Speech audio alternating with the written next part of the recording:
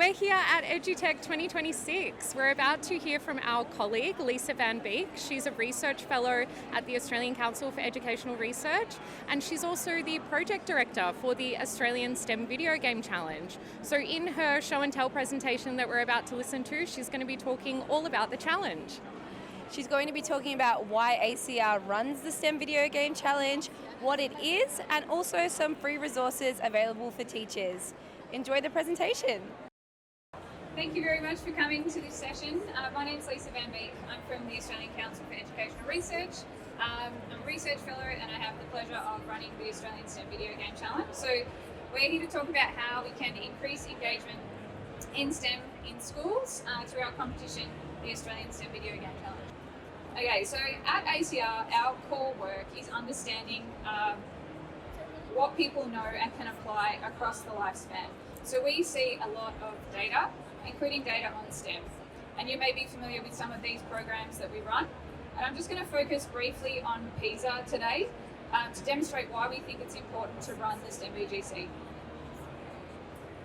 So if you're not familiar with PISA, it's a large-scale assessment that measures students' performance in reading, mathematics and science. It's conducted every 3 years since the year 2000. And PISA assesses 15-year-old students' ability to apply reading, mathematics and science, knowledge and skills to solve real-world problems and participate fully in society. It examines the extent to which education systems are preparing their students for life's challenges. So ACER has been involved in PISA since the very beginning. We conducted the first 5 cycles from 2000 to 2012, and we're now leading this work again currently. So you will notice that this is 2022 data, and you might say to yourself, hang on a minute, you said every 3 years, what's the go there? Well, 700,000 students worth of data is a lot of data. We're still crunching the numbers. If you're interested in the 2025 report, it will be available late this year. But the dark purple countries here are the ones that participate, and that's roughly how many students participated in 2022. So PISA takes a random representative sample of 15-year-old students in each country, and in 2022 this is what the sample looked like for Australia. And when we look at the trends over time for this assessment, we can actually see that Australia's performance is declining. So in reading it's gone down 30 points, science has gone down 20 points, and maths has gone down 37 points. And when we compare ourselves to other countries, we can see that we are above the OECD average, which is great, but we are significantly below world leaders like Singapore. And we compare male and female participation, we can see that female students' performance has gone down in maths and reading since 2018. And students in our lowest SES quartile are of a main concern. So we see a decline in mathematics performance and a significant gap between the lowest and highest quartiles. Looking at our First Nations students, we can see that they are performing significantly below their non-First Nations peers across the board. So what does this tell us, this data tell us? It says that Australia's performance in all areas has been declining in the last 20 years. That of the 3 domains, mathematics is the most concerning. Our girls, First Nations and low SES students really need our attention. And we need to support students to apply their reading, mathematics and science knowledge skills to solve real world problems.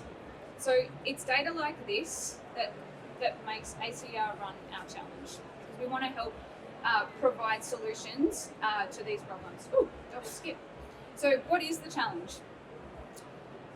So the aims of the challenge are to engage students in STEM subjects, enable them to solve real world problems, and empower them to choose STEM careers, the careers of the future. There we go. So it's a free national competition that is aligned for years 3 to 12. It works, students can enter in teams of up to 4 to create an entry that is a game based on our theme. So this year's theme is oceans, and they need to have an adult mentor to support them and upload their submission. Our judges are, oops, there you go, yep. Our judges are industry leaders and also teachers, and all of our resources are aligned to the Australian curriculum version 9. So what do you actually submit? So students need to make an original video game. They need to create a game design document, which is a written report of the choices that they have made, the problems that they've solved whilst they have been developing their entry, and then a simple screen recording. It doesn't need headings and fancy stuff. It's just a simple screen recording to support judges to see actually all of the key milestones. Because sometimes the judges can't make us to their highest level, or they don't see that like secret key that was like really important over here. So that helps the judges to give accurate feedback to the students. We have the 3 age groups: primary, lower secondary and upper secondary. And the prizes for the challenge are a sweet hoodie that's got their game logo on the back. And Gonza Games has also come on board with our CCR to provide some prizes. And we've got other prizes that are yet to be released at this time. One point that I really want to make that increases engagement significantly is something that a lot of schools do at the end of the submission period. They actually have like a pizza party or some sort of a celebration where they get all of the games out, they invite other classes, they invite parents in. It doesn't matter if the games are not finished. It doesn't matter if there are bugs in the game. What this does is it allows other kids to see, oh, hang on a minute, someone just like me, my friend made a game. Maybe I could try that too. And this is a really important part of the process. It doesn't matter if they didn't actually get it to submission stage, they had a go. And doing that part of the celebration is really, really important, because what you will find is next year you'll get more kids wanting to have a go because they've seen that it's achievable and it's seen that it'll be celebrated whether they complete the task or not.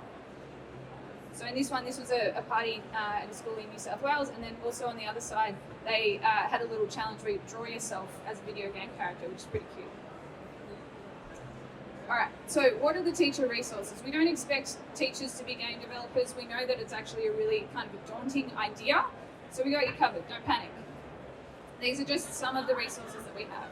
So we have a game design document template. This is directly linked to our scoring rubrics. You can download this for free. All of our resources are free, as is the challenge.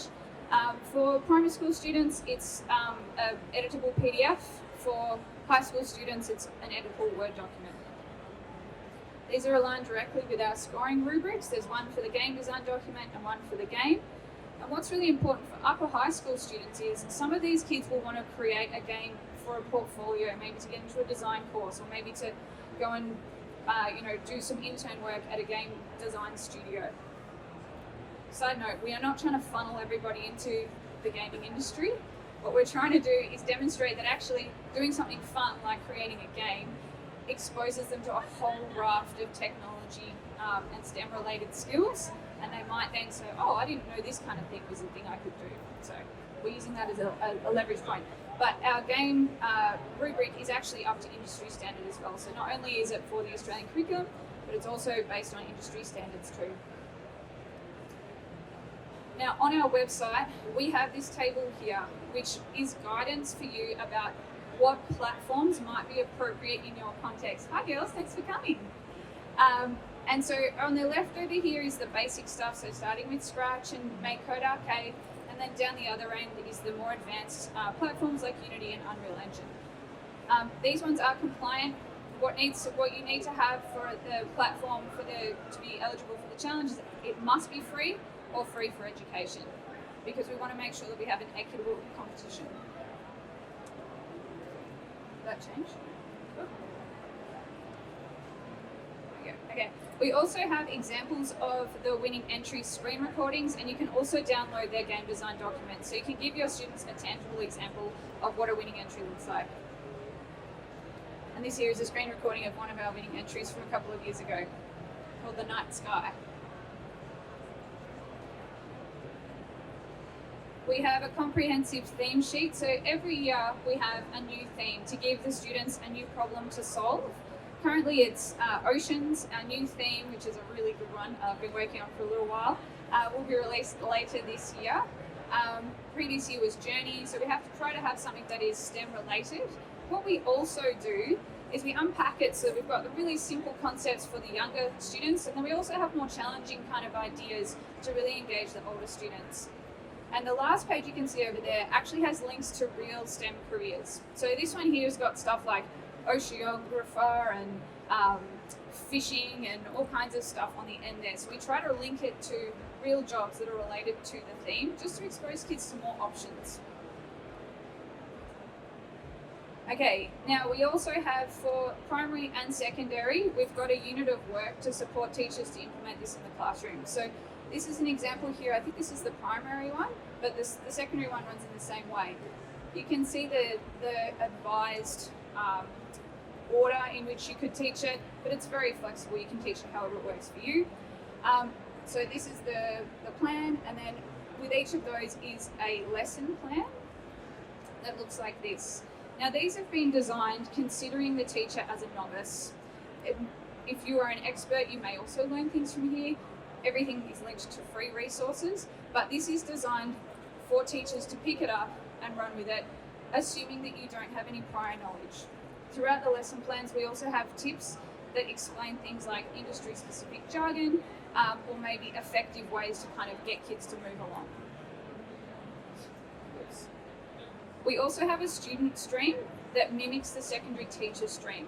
Because what we know that some schools have programs where you've got your STEM subject, but the kids are all working on their own individual projects and you're sort of like just helping mentor them through. So this is something they can work through autonomously.